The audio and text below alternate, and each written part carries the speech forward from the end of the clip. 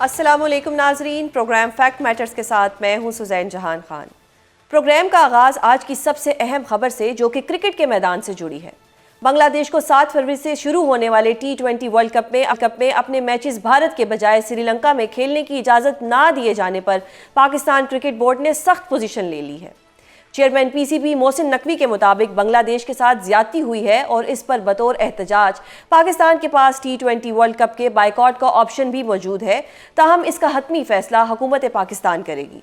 اسی تناظر میں آج chairman P C B Mohsin Naqvi اور کرکٹ بورڈ کے پیٹرن ان چیف وزیر اعظم شہباز شریف کے درمیان ایک اہم ملاقات ہوئی، جس میں ٹورنامنٹ کے مکمل بائیکاٹ اور 15 فروری کو بھارت کے خلاف ہونے والے میچ کے بائیکاٹ سمیت دیگر تمام آپشنز پر غور کیا گیا۔ ملاقات کے بعد محسن نقوی کی جانب سے یہ اعلان بھی سامنے آیا ہے کہ آئی سی سی ورلڈ چیمپئن شپ میں شرکت کا فیصلہ اگلے جمعے یا پیر تک ہو جائے گا۔ پاکستان کرکٹ ٹیم کی آئی سی سی ورلڈ کپ میں شمولیت پر کتنا بڑا سوالیہ نشان لگ گیا ہے، اس حوالے سے گفتگو کرنے کے لیے ہمارے ساتھ موجود ہیں سابق کپتان اظہر علی صاحب۔ بہت شکریہ پروگرام میں اپنا قیمتی وقت دینے کے لیے۔ اظہر صاحب، سب سے پہلے تو یہ بتائیں کہ پاکستان کا T20 ورلڈ کپ میں شرکت کرنے یا نہ کرنے کے حوالے سے تمام آپشنز آج وزیر اعظم اور چیئرمین پی سی بی کے درمیان ڈسکس ہوئے، اور اب پتہ لگ جائے گا کہ فرائیڈے کو یا منڈے تک ایک فیصلہ بھی ہو جائے گا۔ آپ کا کیا مشورہ ہوگا کہ کیا پاکستان کو ٹورنامنٹ کا مکمل بائیکاٹ کرنا چاہیے یا صرف بھارت کے ساتھ ہونے والے 15 فروری کے میچ کا بائیکاٹ کرنا چاہیے، جبکہ بطور احتجاج ٹورنامنٹ کھیلنے کی آپشن بھی موجود ہے؟ اس پہ آپ کیا کہیں گے؟ دیکھیں، اوبیسلی جو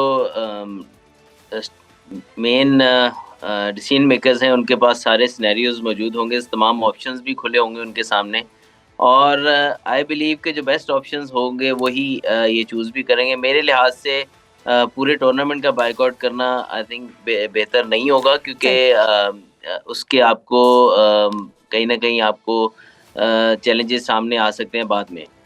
بٹ آئی فیل اگر بہت ضروری ہے اور کنڈیشن ایسی ہیں تو آپ جو آپ کے پاس آپشن موجود ہے میچ ایک فورفٹ کرنے کا یا بائیک آؤٹ کرنے کا، وہ آپ کے پاس موجود ہے، اس کے اوپر آپ کو زیادہ وہ بھی نہیں ہوگا بعد میں، مطلب آپ کے اوپر اتنا ایکشن بھی نہیں لیا جا سکتا۔ باقی جو بات رہے گی آپ کے سٹانس کی کہ جو بنگلہ دیش کے ساتھ آئی سی سی کا جو رہا ہے وہ بالکل، اگر آپ دیکھیں ریسنٹ پاسٹ ہسٹری جو ہے وہ اس میں کہیں نہ کہیں انڈیا کو فیور کیا گیا ہے، بہت ساری جگہوں پہ کیا گیا ہے، اور اس ڈیسیژن میں بھی یہ چیز نظر آ رہی ہے۔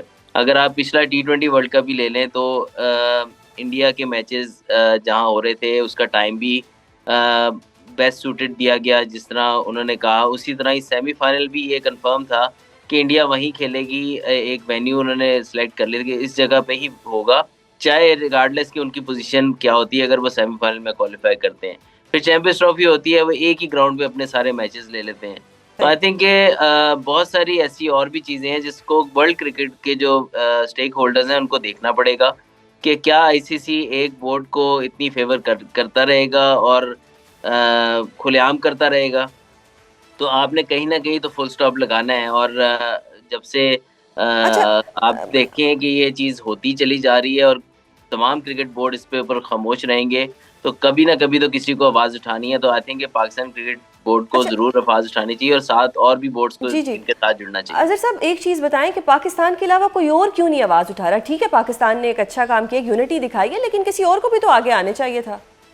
آئی تھنک کہ آنا پڑے گا کبھی نہ کبھی، تو ابھی شاید لوگوں کو یہ فیل نہیں ہو رہا، بٹ آسٹریلین کرکٹ بورڈ کو، انگلینڈ کرکٹ بورڈ کو یہ چیز، اور جو بھی بڑے کرکٹ بورڈ ہیں اسپیشلی، وہ ایسے ڈومینیٹ نہیں ہو سکتے ایک انڈیا کے انفلوئنس کے اوپر۔ آئی تھنک کہ ان کو یہ چیز سمجھنی چاہیے کہ اگر تو انڈیا کی کرکٹ ہی اتنی امپورٹنٹ ہے صرف، تو وہ خود ہی کھیل لیا کریں، پھر باقی ٹیموں کو کھیلنے کی کوئی ضرورت نہیں ہے۔ اگر انہی کے ہی فیور میں سارے ڈیسیجن ہونے، انہی کی طریقے سے آئی سی سی کرکٹ کو چلایا جائے گا، تو آئی تھنک کہ یہ ان کو ابھی نہیں بولیں گے تو کبھی تو بولنا پڑے گا۔ تو before it's too late, I think کہ یہ جو سب کرکٹ بورڈز ہیں ان کو اکٹھے ہونا چاہیے، اور ایک آئی سی سی کو ایک انڈیپینڈنٹ ادارہ، ان کے ڈیسیژنز میں انڈیپینڈنٹ ادارہ نظر آنا چاہیے۔ ایسا نہیں ہونا چاہیے کہ ایک کرکٹ بورڈ سے وہ انفلوئنس ہو رہے ہیں۔ اور یہ میں نہیں کہہ رہا، دنیا کے ٹاپ کمنٹیٹرز اس چیز کی طرف اشارہ کر چکے ہیں. صحیح. تو بطور کرکٹر آپ کیا سمجھتے ہیں کہ اس وقت جو صورتحال ہے، ایک غیر یقینی صورتحال ہے، اس کا ٹیم کی تیاریوں پر کیا اثر پڑے گا؟ آئی تھنک ٹیم کو تیاری اپنی جاری رکھنی چاہیے. آئی ایم شیور کہ جو تمام آپشن ہیں، دیکھیں آپ اپنی گیم کی تیاری پوری کرتے ہیں، بعد میں جو ڈیسیجن ہوتا ہے آئی تھنک کہ وہ دیٹ از ڈفرینٹ.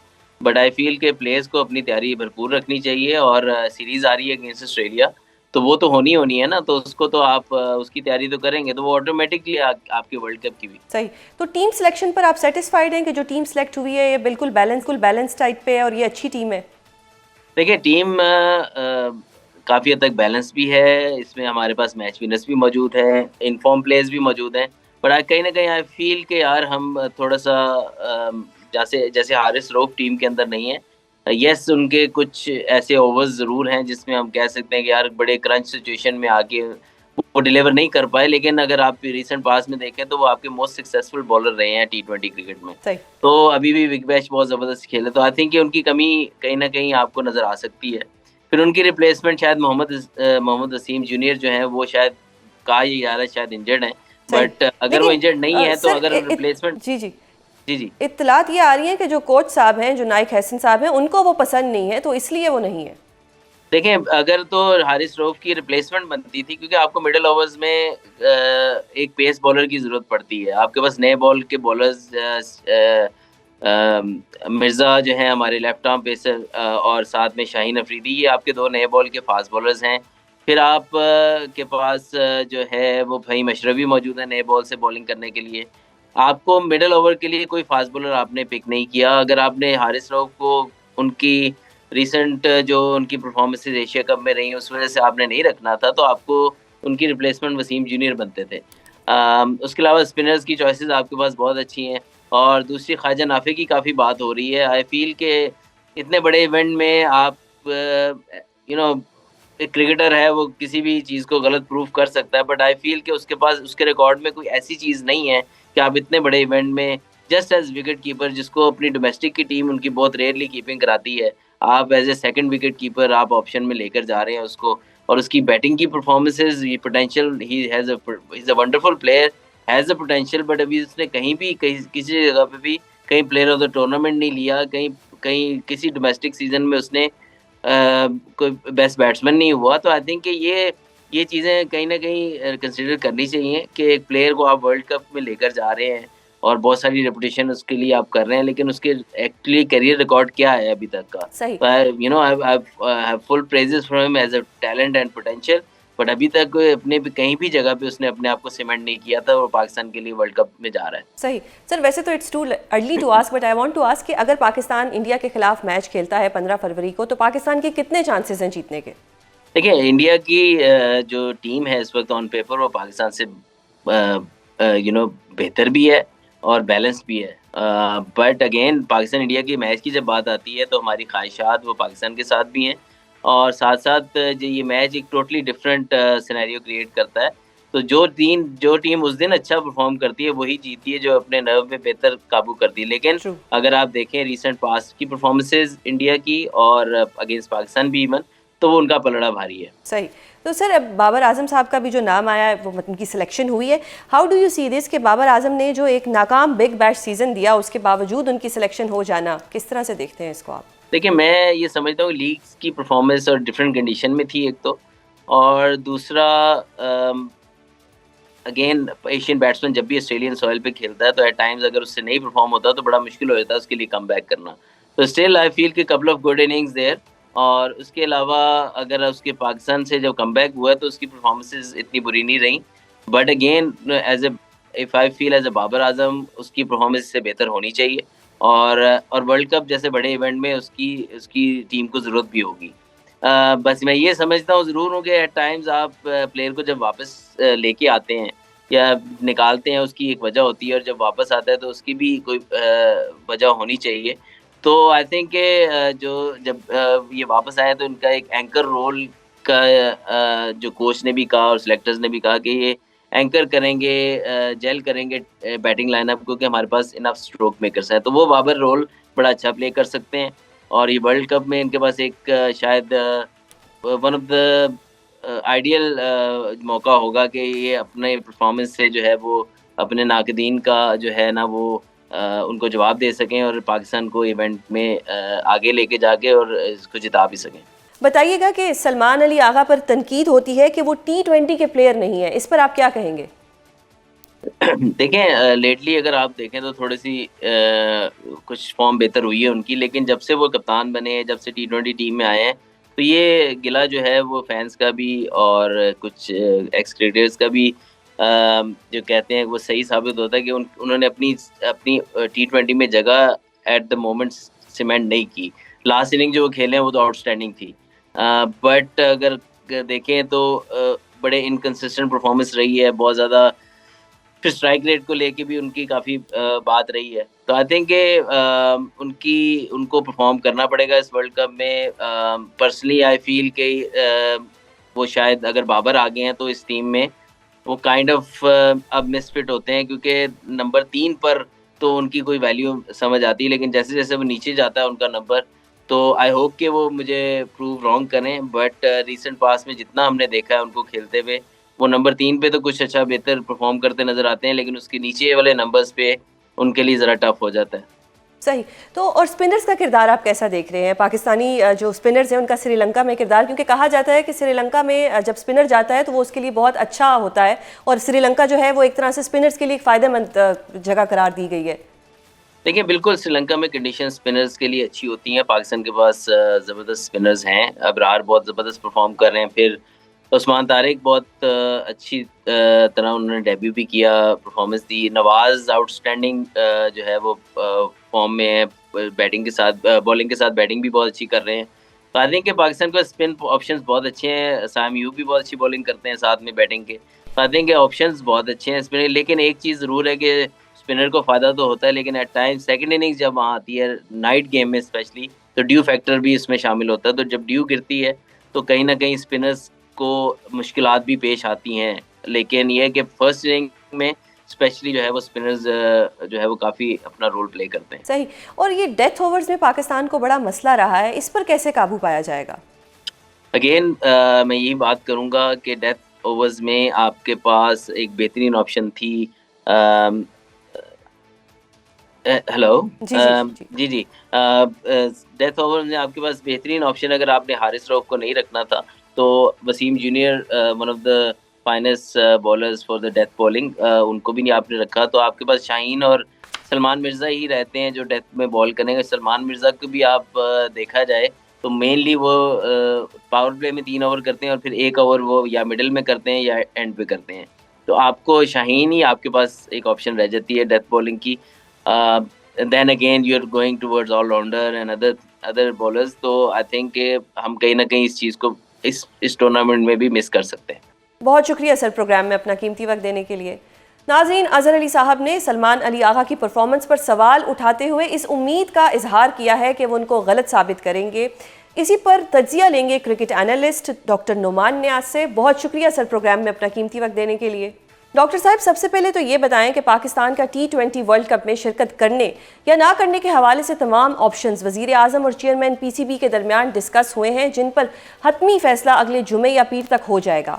آپ کا کیا مشورہ ہوگا؟ کیا پاکستان کو ٹورنامنٹ کا مکمل بائیکاٹ کرنا چاہیے یا صرف بھارت کے ساتھ ہونے والے 15 فروری کے میچ کا، جبکہ بطور احتجاج ٹورنامنٹ کھیلنے کی آپشن بھی موجود ہے؟ دیکھیں جی، صرف اگر تو آپ انڈیا اور پاکستان کے میچ کی بات کر رہے ہیں، اگر آپ اس سے وڈرا کرتے ہیں، آپ نہیں کھیلتے کہ جی because of the geo political tensions اور جو اس وقت ہمارا ہسٹوریکلی چل رہا ہے، تو اس پہ ایک جو کوشچن مارک وہ آ جائے گا کہ اگر دونوں ٹیمیں فائنل کے لیے کوالیفائی کر دیتی ہیں تو ویئر ول یو اسٹینڈ دین؟ پھر آپ کا کیا سٹانس ہوگا؟ کہ آپ فائنل پھر نہیں کھیلیں گے، فورفیٹ کریں گے اگینسٹ انڈیا؟ تو آپ کے پاس جو آپشنز ہیں وہ بڑے سمپل ہیں. جہاں تک بنگلہ دیش کے ساتھ سولیڈیرٹی دکھانی تھی، وہ تو محسن نقوی صاحب جو chairman Pakistan cricket board and federal minister for interior, انہوں نے جو پریس کانفرنس کی تھی 2 دن پہلے، دیٹ واز ایبسولوٹلی کلیئر. اس میں تو انہوں نے کہہ دیا تھا کہ they stand with Bangladesh. اور yes, he was so very right کہ بنگلہ دیش کے ساتھ زیادتی کی گئی ہے the way they have been pushed out اور compel کیا گیا ان کو کہ وہ یا انڈیا میں کھیلیں اور نہیں کھیلنا اور ڈکٹیٹ کیا جا رہا تھا، حالانکہ وہ پرنسپلی بالکل ٹھیک تھے. ان کے اگر ایک پلیئر کی سیکیورٹی نہیں پرووائڈ کر رہا تھا، اور بی سی سی آئی کے کہنے پہ کولکاتا نائٹ رائڈرز نے مستفیض الرحمان کو کانٹریکٹ ان کا کینسل کیا تھا. پھر ان کی جو ایگزائل پرائم منسٹر ہیں، شی ریزائڈز ان انڈیا رپورٹڈلی، تو اس کے بعد وہ تو ان کا بنتا تھا کہ ان کو سری لنکا میں میچز شفٹ کیے جاتے. یہاں پہ جو ایک بہت بڑا صدمہ ہوا انٹرنیشنل کرکٹ کو، جہاں پہ پاکستان کا رول آتا ہے، وہ یہ تھا کہ 14-2 سے ووٹ آؤٹ ہوا بنگلہ دیش کی ایک اپیل جو کہ جینوائن اپیل تھی. اس کا مطلب ہے کہ ورلڈ کرکٹ پولرائز نہیں ہے، بلکہ انہوں نے انڈیا کی ہیگمونی جو ہے وہ بالکل ایکسیپٹ کر لی ہے because of the economics of cricket. لیکن آئی سی سی کی جو اکنامکس ہیں اس میں پاکستان ایک انٹیگرل کمپوننٹ ہے. اور میں یہاں پہ آپ کو یہ بتا دوں کہ انڈیا میں ایک چینل کے 10 سیکنڈ کمرشل ایئر ٹائم کا سلاٹ $17,580 ہوتا ہے انڈیا اور پاکستان کے میچ کا. یعنی کہ ایک میچ ایک چینل پہ $5.27 ملین جنریٹ کرتا ہے، ورلڈ وائڈ $1.13 بلین جنریٹ کرتا ہے. پھر جو دوسرے اس میچ کے ساتھ دوسرے اسپانسرز آتے ہیں وہ 20 سے 25 ملین کے ہوتے ہیں، تو 4 سے 6 ملین ڈیجیٹل کا ہوتا ہے. تو it is not that easy. Pakistan اتنا بڑا اسٹیک ہولڈر ہے. آپ کرکٹنگ پرفارمنس میں نہ جائیں کہ نمبر 7 کی ٹیم ہے یا انڈیا سے میچز ہار جاتی ہے یا آج کل ہمارا کرکٹنگ ٹرم آئل ہے، بٹ برانڈ ایکویٹی میں ہم بہت اسٹرانگ ہیں اور کوئی بھی براڈ کاسٹر برداشت نہیں کرے گا.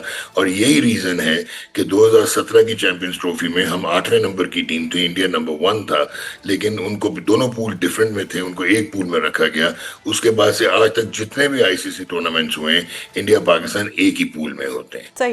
سو at the end of the day Pakistan کے پاس ایک گولڈن اپرچونٹی ہے اگر کمپلیٹلی بوائے کاٹ کریں. اور اگر کمپلیٹلی بوائے کاٹ نہیں کرنا تھا تو آپ کو یہاں تک اسٹریچ نہیں کرنا تھا، کیونکہ آپ کی تو وہ چیزیں مانے ہوئے تھے.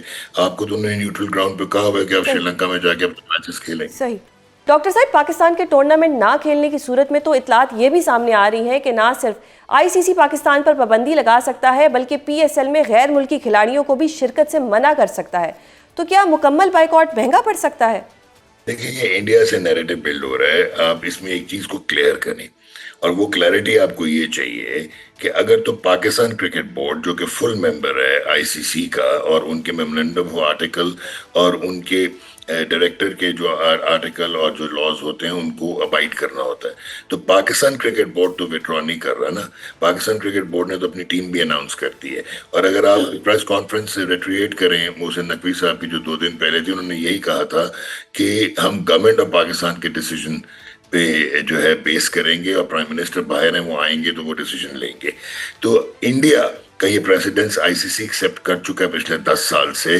وہ جب بھی پاکستان کی بائی لیٹرل سیریز کی بات ہوتی ہے یا یہاں پہ چیمپئنز ٹرافی پہ آنے کی بات ہوتی ہے تو بی سی سی آئی کہہ دیتا ہے subject to the permission of Indian government. تو جب پاکستان کی بات آئے گی تو why not subject to the Pakistan government. تو اس میں پینلٹیز کے لیے آپ کو انڈیمنٹی ہے. اگر آپ خود وڈرا کرتے، جیسے آپ ابھی ایک میچ میں کرنے جا رہے تھے ایشیا کپ کے، تو اس میں آپ کو پینلٹی سیریس لگ سکتی تھی، آپ کا ایون فل ممبر سٹیٹس انڈینجر ہو سکتا تھا. ابھی بائیک آؤٹ کرنے سے صرف آپ کو $25 سے $30 ملین کا لاس ہوگا، جو پارٹیسپیشن فی ہے اور جو باقی اسپانسرز فی ہے، اور کوئی بھی براڈ کاسٹر جو ہے وہ یہ برداشت نہیں کر سکتا. ڈاکٹر صاحب، آپ نے قانونی پوزیشن کی بات کی، تو کیا سولیڈیرٹی کو ایک ایلیمنٹ بنا کے بائیک آؤٹ کیا جا سکتا ہے؟ اور اگر کیا جا سکتا ہے تو اس کے کوئی لیگل کانسیکوینسز ہوں گے؟ کیا کوئی ایسے لاز موجود ہیں؟ پہلے تو آپ یہ کلیئر کر لیں کہ بنگلہ دیش کے ساتھ جتنی سولیڈیرٹی دکھانی تھی وہ آلریڈی آپ دکھا چکے ہیں. آپ نے ووٹ بھی کر دیا ان کے حق میں، آپ نے اسٹیٹمنٹس بھی دے دی on behalf of the Pakistan cricket board کہ ان کے ساتھ زیادتی ہوئی ہے. اور اگر انڈیا اور پاکستان کو اکوموڈیٹ کیا گیا تو آئی سی سی کو بنگلہ دیش کو بھی اکوموڈیٹ کرنا چاہیے تھا. اب یہ سولیڈیرٹی کی بات نہیں ہو رہی. کرکٹ ہاسٹیج ہو گئی ہے بی سی سی آئی کی، whereas آئی سی سی میں رن کرنی تھی ایز لیجسلیٹو باڈی. تو پوری دنیا کی کرکٹ فائنینشیل اور اکنامکس بیس جو ہے ان کے پیچھے چل پڑی ہے. تو آپ کے پاس ایک گولڈن اپرچونٹی ہے کہ اب انٹائر اکنامک جو میٹرکس ہے آف انٹرنیشنل کرکٹ اس کو ہلا کے رکھ سکتے ہیں.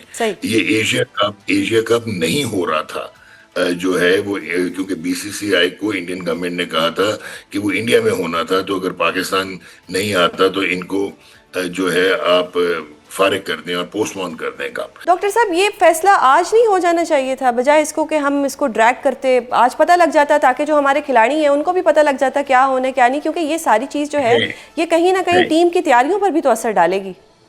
نہیں دیکھیں ٹیم کی تیاری تو جتنی ہونی ہے وہ ہو رہی ہے. آپ آسٹریلیا کے ساتھ بھی کھیل رہے ہیں, ٹیم اناؤنس آپ نے کر دی ہوئی ہے, کمبینیشن آپ کو پتہ ہے, اور یہ بھی کھیلتے ہی آ رہے ہیں. اب تو زیادہ T20 ہی کرکٹ کھیلے ہیں, پچھلے سال بھی اب 34 میچ کھیلے ہیں. یہ بہترین اسٹریٹجی ہے اور کمنڈ کرنا چاہیے گورنمنٹ آف پاکستان کو, کمنڈ کرنا چاہیے محسن نقوی صاحب کو for actually dealing it and keeping it in لمبو.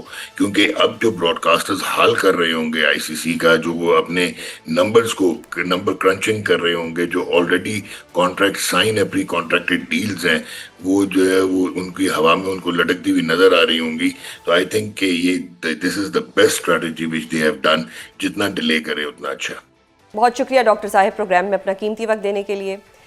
جی ناظرین, ڈاکٹر صاحب نے پاکستان کرکٹ بورڈ کو T20 ورلڈ کپ کے مکمل بائیکاٹ کا مشورہ دے دیا ہے. اب دیکھتے ہیں کہ آنے والے دنوں میں یہ معاملہ کس کروٹ بیٹھے گا. یہاں پر لیں گے ایک بریک اور بریک کے بعد بات کریں گے سیاسی فرنٹ کی. Stay with us. اور اب پروگرام کے اس حصے میں ہم آج سیاسی فرنٹ سے آنے والی ایک اہم خبر پر بات کریں گے, جس کے مطابق جمعیت علماء اسلام نے بھی 8 فروری کو ملک گیر احتجاج کی کال دے دی ہے. یہ پیش رفت ایک ایسے وقت میں سامنے آئی ہے کہ جب PTI پہلے ہی 8 فروری کو ہڑتال اور احتجاج کی کال دے چکی ہے. JUI کا اب اس حوالے سے کیا پلان ہے, اس پر بات کرنے کے لیے ہمارے ساتھ موجود ہیں جمعیت علماء اسلام کے سینئر رہنما حافظ حمداللہ. بہت شکریہ سر پروگرام میں اپنا قیمتی وقت دینے کے لیے. حافظ صاحب, سب سے پہلے تو یہ بتائیں کہ JUI نے بھی 8 فروری کو احتجاج کی کال دے رکھی ہے, جبکہ سیم ڈے پہ PTI نے بھی احتجاج کی کال دے رکھی ہے. تو یہ بتائیں کہ JUI نے 8 فروری کا ہی انتخاب کیوں کیا؟ دیکھیے, بات یہ ہے کہ یہ پوری قوم کو معلوم ہے, تمام سیاسی جماعتوں کو بخوبی معلوم ہے, اور ہماری تمام صحافتی برادری کو بھی معلوم ہے, پوری میڈیا کو, کہ 8 فروری 2024 کا الیکشن کیسے ہوا ہے.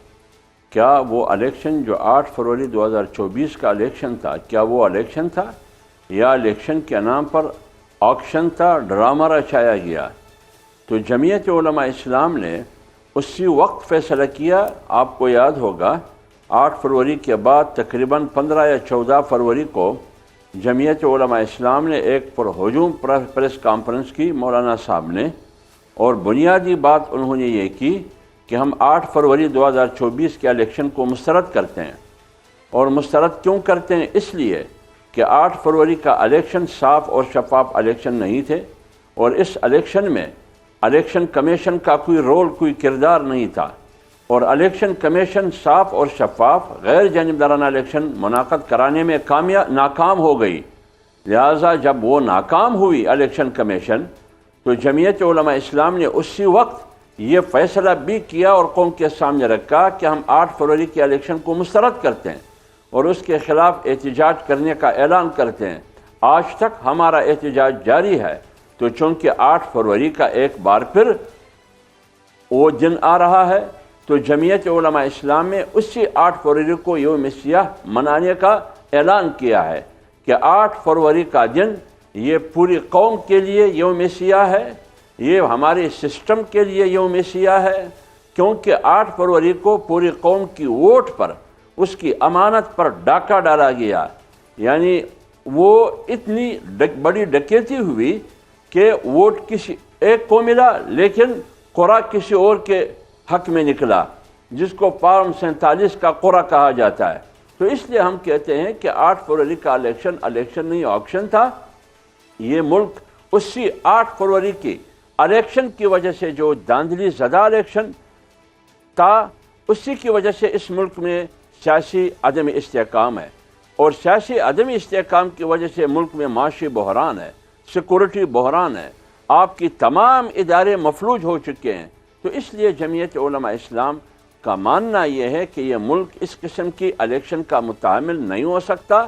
2 سال پورے ہوئے, اس ملک میں آج تک سیاسی استحکام نہیں آیا, اس ملک میں آج تک معاشی استحکام نہیں آیا, چاروں طرف سیکورٹی بحران ہے, عدلیہ کا کوئی کردار ہی نہیں ہے. اسلام آباد ہائی کورٹ اور سپریم کورٹ کے درمیان کھینچاتانی ہے, اور سپریم کورٹ کے اندر ججوں کے درمیان تصادم اور ٹکراؤ ہے. مقننہ اور عدلیہ کے درمیان اعتماد نہیں ہے, اور عدلیہ ایگزیکٹو کی تابع بنا دی گئی ہے، تو آپ بتائیے ہم یوم سیاہ نہ منائیں تو اور کیا کریں؟ یہ سارے جتنی بھی آپ برائیاں دیکھ رہے ہیں، یہ ساری برائیوں کا بنیادی وجہ 8 فروری کا الیکشن تھا۔ درست۔ حافظ صاحب، پی ٹی آئی کا بھی یہی موقف ہے الیکشن کو لے کے جو آپ نے موقف دیا ہے، تو پی ٹی آئی اور آپ مل کر مشترکہ طور پہ کوئی احتجاج کیوں نہیں کرتے؟ دیکھیں بات یہ ہے کہ پارلیمنٹ کے اندر تو جتنی بھی اپوزیشن کی جماعتیں ہیں وہ تو ایشو ٹو ایشو سب ایک ہی پلیٹ فارم پر ہے، اور یہ بات آپ کی صحیح ہے۔ اگر ہم حکومت کو ٹف ٹائم دیں گے تو اپوزیشن جماعتوں کو ایک پلیٹ فارم پہ اکٹھا ہونا چاہیے، لیکن بدقسمتی سے ہم اکٹھا نہ ہو سکے۔ اس لیے نہ ہو سکے کہ یہ کوشش ہوئی پی ٹی آئی اور جمعیت علماء اسلام کے درمیان کہ ہم ایک ہی پلیٹ فارم سے پارلیمنٹ کے اندر بھی پارلیمنٹ کے باہر بھی حکومت کے خلاف ایک احتجاجی تحریک ہم چلائیں۔ اس سلسلے میں کافی پیش رفت ہوئی، لیکن چونکہ پی ٹی آئی کی قیادت جیل کے اندر ہے اور باہر جتنی بھی ہمارے دوست احباب ہیں پی ٹی آئی کی، وہ ان میں اتھارٹی معلوم نہیں ہے کہ با اختیار کون ہے، تو اس لیے ایک تو بنیادی مشکل یہ تھی، فیصلے کرنے کی قوت ان میں نہیں تھی۔ آخری لاسٹ جب جمعیت علماء اسلام نے ٹرم آف ریفرنس کے لیے، اتحاد بنانے کے لیے، یکجا چلنے کے لیے کچھ نکات اسد قیصر اور کچھ ساتھیوں کے حوالے کیا کہ آپ اپنی قیادت سے جا کے پوچھئے کیا اس نکات کو سامنے رکھتے ہوئے ہم آگے جا سکتے یا نہیں جا سکتے، ان سے اجازت لے۔ اس کے بعد جواب نہیں آیا پی ٹی آئی کی قیادت کی طرف سے، پھر ہماری پارٹی نے اسی وقت 2-3 مہینے انتظار کرنے کے بعد فیصلہ ہوا کہ ہم جمعیت علماء اسلام کی پلیٹ فارم سے احتجاج جاری رکھیں گے، اور پارلیمنٹ کے اندر ایشو ٹو ایشو ہم ایک دوسرے کے ساتھ تعاون کر سکتے ہیں، کیونکہ دونوں اپوزیشن کی جماعتیں ہیں، لیکن پارلیمنٹ سے باہر جمعیت علماء اسلام اپنی پلیٹ فارم سے احتجاج جاری رکھے گی۔ صحیح۔ تو حافظ صاحب، یہ جو احتجاج ہے یہ سولو فلائٹ کے طور پہ ہی ہوگا، اور اگر میں آپ کی بات کا درست مطلب نکالوں تو آپ لوگوں کو پی ٹی آئی کی قیادت کے اوپر اعتماد نہیں ہے؟ نہیں، بات یہ نہیں ہے، بات یہ ہے کہ فی الحال تو جمعیت علماء اسلام، آپ اس کو سولو فلائٹ کہتی ہے یا جو بھی ہے، جمعیت علماء اسلام تنہا بیسط پارٹی یہ احتجاج روز اول سے چلا رہی ہے اور یوم سیاہ 8 فروری کو منا رہی ہے۔ اور جہاں تک جمعیت علماء اسلام کا اعتماد یا عدم اعتماد، ٹرسٹ کی بات ہے، بات یہ نہیں ہے۔ ہاں، یہ ایک حقیقت ہے کہ جمعیت علماء اسلام اور پی ٹی آئی کے درمیان 11-12 سالہ ماضی میں تلخی ہے، لیکن ہم کافی قریب آ گئے۔ اس میں بہت کوشش ہوئی کہ اس قربت کو ختم کیا جائے، اس کو نفرت اور دوری میں تبدیل کیا جائے، لیکن بنیادی وجہ جمعیت علماء اسلام نہیں تھی اس اتحاد کے راستے میں رکاوٹ۔ اصل بنیادی وجہ پی ٹی آئی کی اتھارٹی کا تعین ہی نہیں تھا۔ ہم نے وہ چیزیں سامنے رکھ دی، وہ نکات ان کے سامنے کہ یہ نکات ہے، اس بنیاد پر ہم اکٹھے چل سکتے ہیں۔ اس پر کسی کا اعتراض بھی نہیں تھا۔ جو پی ٹی آئی کی وفد ہماری وفد سے بیٹھ کے اس پر مشاورت ہوئی، اس کو کوئی اعتراض نہیں تھا، لیکن اس کے بعد وہاں سے جواب نہیں ملا۔ جب جواب نہیں ملا تو پھر اتحاد بھی نہ ہو سکا۔ صحیح۔ تو حافظ صاحب، جس طرح آپ نے کہا کہ مطلب جو مین ایشو ہے وہ تو یہی ہے الیکشنز کے حوالے سے، اگر یہ 8 فروری کا الیکشن ایک آکشن تھا یا ایک ڈھونگ تھا، دکھاوا تھا، تو پھر اسی پارلیمنٹ میں بیٹھ کے آپ لوگوں کی جماعت نے 26ویں آئینی ترمیم کیوں منظور کروائی؟ دیکھیں، اس میں ہماری مجبوری تھی۔ مجبوری یہ تھی کہ ایک تو حکومت کے جتنے نمبرز کم تھے 26ویں آئینی ترمیم کو پاس کرنے میں، کیونکہ 2/3 اکثریت کی ضرورت تھی، وہ نمبرز وہ کوشش کرتی رہی حکومت، وہ ہائی جیکنگ کے ذریعے بھی وہ نمبر پورے کر سکتے تھے، وہ دباؤ اور دھمکیوں کے ذریعے بھی وہ اپنے نمبر پورے کر سکتے تھے۔ جو بھی طریقہ آپ کو معلوم ہے پاکستان کی سیاست میں ان معاملات میں ایسے ماحول میں استعمال کیا جاتا ہے، وہ تمام طریقے اور حربے حکومت استعمال کر سکتی تھی۔ ایک بات تو یہ، ہم نے اس حربوں کو اور اس ڈونس اور دھمکیوں کا راستہ ہم نے روکا۔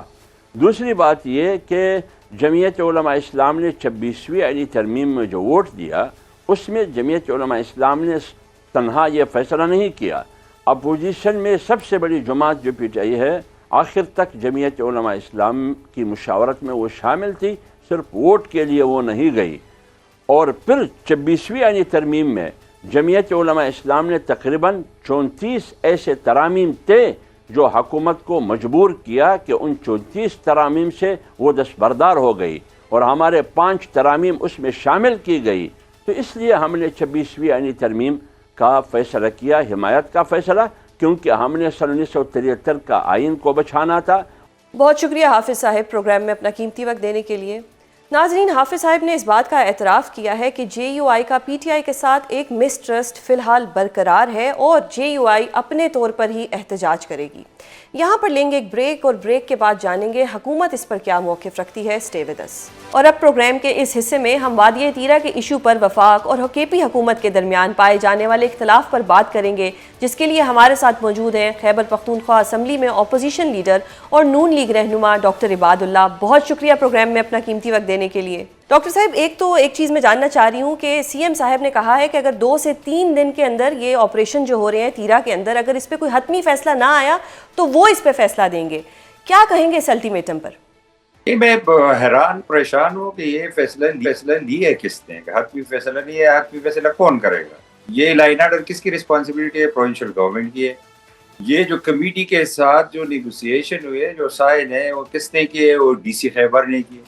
ڈی سی خیبر کس کا امپلائی ہے؟ پروونشل گورنمنٹ کا امپلائی ہے. کمشنر پشاور کس کا امپلائی ہے؟ پروونشل گورنمنٹ کا امپلائی. تو یہ تو اس کا بندہ اگر ڈی سی یہ اتنا بے خبر ہے کہ ڈی سی بھی اس کا نہیں مانتا، تو پھر تو یہ سی کرسی پر بیٹھنے بھی مذاق ہے. میں تو حیران ہوں کس سے یہ کہہ رہے کہ بند کرے، اوپن کرے، اور نہیں مانتا. پیسے اس نے ریلیز کیے، یہ کیبنٹ میٹنگ میں یہی چیئر کر رہا تھا. ایپیکس کمیٹی میں جو ڈیسائیڈ ہوا تھا وہ بھی ایپیکس کمیٹی چیئر کر رہے. سیم پختونخوا یہ نیریٹیو الگ بنا رہے ہیں، کام کچھ اور کر رہے ہیں. اس سے پہلے یہ تیرہ سے پہلے 2 مہینے پہلے باجوڑ میں آپریشن نہیں ہوئی، پروونشل گورنمنٹ نے نہیں کی. آپ نے کوئی نام سنا بھی؟ موسم شدید خراب ہوا، برفباری ہے، تو یہ اور نیریٹیو بنا. صحیح. سر، آپ نیریٹو کی بات کر رہے ہیں، لیکن اس وقت ہم نے دیکھا ہے جو فوٹیجز آ رہی ہیں سوشل میڈیا کے اوپر یا اوور آل تیرہ کے اندر، 25 سے 30 ہزار لوگ اس سخت موسم میں جہاں پہ برف باری ہو رہی ہے وہ اپنے گھر چھوڑ کے وہ ایویکویٹ تو کر رہے ہیں نا سر. اب وہ لوگ اگر ایویکویٹ کر رہے ہیں تو اس کا ذمہ داری کسی نے تو لینی ہے. اب صوبائی حکومت اگر وفاق پہ ڈال رہی ہے، وفاق صوبائی حکومت پہ ڈال رہی ہے، تو اس وقت جو ایک انسان ہے جو اس وقت وہاں پہ ذلیل ہو رہے ہیں، ان کا بھی تو کوئی جواب دہ ہو. ایگزیکٹلی آپ نے جو بات کی، یہ آج اس نے تقریر کی، پھر جواب میں نے تقریر کی کہ یار اس چیز پر پالیٹکس نہیں کرنی چاہیے، پولیٹیکل ایفیلیشن سے بالاتر ہو کر اس پر سوچنا چاہیے. ان لوگوں کا کیا قصور ہے؟ وہ رول رہے ہیں تیرہ کے لوگ. ادھر کوئی کیا تقریر کرتا ہے، کوئی کیا تقریر کرتا ہے، تو یہ گورنمنٹ کی رسپانسبلٹی نہیں ہے کہ اس کا لک اپ کرے. گورنمنٹ کی رسپانسبلٹی، دونوں گورنمنٹ کی رسپانسبلٹی ہے، اور specially law and order is the prime responsibility of provincial government. یہ میں نے یہ مشورہ آج دیا کہ آپ ایپیکس کمیٹی کی میٹنگ کال کریں، یہ اسے بڑھ کے نہ مارو، اور چیف منسٹر ایپیکس کمیٹی جو پروونشل ایپیکس کمیٹی ہے اس کا ہیڈ ہے، وہ میٹنگ کال کرے. اس میں فورسز بھی ہے، سارے لوگ ہیں، کوئی وے آؤٹ نکالے. صرف یہ تقریر سے کام نہیں چلے گا. یہ جس کرسی پر یہ بیٹھا ہے، میں نے یہ کہا کہ آپ عشق عمران بھی کریں، اس کے لیے بھی آواز اٹھائے، لیکن ایز اے چیف منسٹر بھی پرفارم کرے. ایک کل میٹنگ کال کرے. کون سا راکٹ سائنس ہے؟ ایپیکس کمیٹی کا یہ چیف منسٹر چیئرمین ہوتا ہے. کال کرے، سب کو آن بورڈ لے لیں، جو بھی کرنا چاہتے ہیں. وہ لوگوں کا کیا قصور ہے؟ بالکل سر، آپ نے درست فرمایا. وہ اگر عشق عمران کر رہے ہیں تو وفاق عشق انسان کر لے. وفاق سے ہم امید لگا لیتے ہیں کہ وفاق کچھ کر لے. اگر میں عطا ارڑ صاحب کی بات کروں، وہ کہتے ہیں کہ یہ صرف آئی بی اوز ہو رہے ہیں، انٹیلیجنس بیسڈ آپریشن ہو رہے ہیں. اگر انٹیلیجنس بیسڈ آپریشن ہو رہے ہیں تو لوگ اتنی بڑی تعداد میں اتنی سردی میں اپنے گھر چھوڑ کے کیوں جا رہے ہیں؟ میں اس پر نہیں، میں کسی گورنمنٹ کا ریپریزنٹیٹیو اس کیس میں وہ نہیں ہو. بینگ اے پختون میں کہہ رہا ہوں، میں خود بھی سفرر ہوں کہ لوگ ذلت میں ہیں، تکلیف میں ہیں. اس پر جو بھی ہے، میری پارٹی ہو کوئی اور پارٹی ہو، اس پر پالیٹکس نہیں کھیلنا چاہیے. یہ تو اتنا کر سکتا ہے نا، اگر وفاق اس کی بات مانے نہ مانے. ایز اے سیم پختونخوا کل یہ میٹنگ تو کال کرے ایپیکس کمیٹی کی. वह कोई वे आउट निकाले। तो जब ये मीटिंग ही नहीं कॉल करते, फोरम तो यही नहीं है कि सिर्फ आप तकरीर करके कि मैं नहीं मानता, जबरदस्ती हो रहा है, तो मीटिंग आप कॉल करें, ऑफिशियली आप कुछ कहें या कोई अल्टरनेट बताए कि क्या सोल्यूशन है। आज मैंने ये भी पूछा कि अल्टरनेट सोल्यूशन हमें बताए, सही आपके पास क्या सोल्यूशन, क्या करना चाहते हैं। तो सही ये सिर्फ मजाक बना हुए ऑपरेशन ये डिकेड से चल रही है पख्तूनख्वा में, लेकिन इतना मजाक कभी किसी ने नहीं बनाया। ये इसमें कुर्सी के लिए, नैरेटिव के लिए यार पॉलिटिक्स होती रहेगी। अभी जनाजों पर, लाशों पर, लोगों पर, खून पर पॉलिटिक्स, ये तो अजीब व गरीब सिचुएशन में है।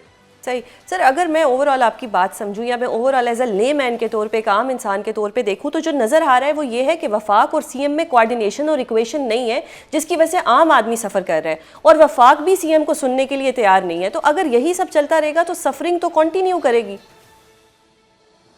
मैं तो बहुत सिंपल बता रहा हूँ कि नेशनल एक्शन प्लान के तहत एपिक्स कमेटीज बनी, एक वफाक में है, हर प्रोविंस में एपिक्स कमेटी है। एपिक्स कमेटी का चेयरमैन होता है चीफ मिनिस्टर। इस सूबे में भी एपिक्स कमेटी है, आर्म फोर्सेस भी बाउंड है उस मीटिंग के लिए जाने के लिए। ये मीटिंग कॉल करे, इसमें कौन सी रॉकेट साइंस? सही हो गया सर। अब जाते जाते जी आप क्या करना है? सही सर, जाते जाते ये बता दें कि जेयूआई ने भी 8 फरवरी को एहतजाज की कॉल दे दी है, दूसरी तरफ से पीटीआई भी एहतजाज के लिए तैयार है। तो ये हुकूमत के लिए कितना बड़ा चैलेंज है? तो ये एहतजाज जो है, अपनी एक एहतजाज पर मैं यही भी कह रहा हूँ कि ये इधर लगे है पख्तूनख्वा में।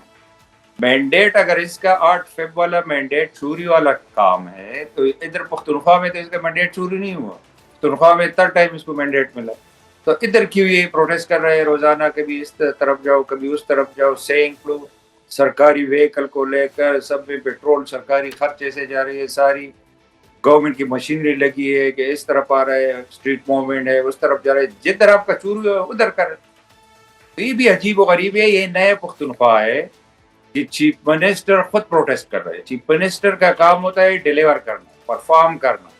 इधर हमारा जो चीफ मिनिस्टर है वो प्रोटेस्ट पर है, स्ट्रीट मूवमेंट पर है। तो अजीब व गरीब सिचुएशन है इस सूबे में, तो अजीब व गरीब हालात। बहुत शुक्रिया सर प्रोग्राम में अपना कीमती वक्त देने के लिए। नाजरीन, डॉक्टर साहब ने मशवरा दिया है कि सीएम साहब एक मीटिंग कॉल करें और उसमें ये सब चीज़ें डिस्कस कर लें।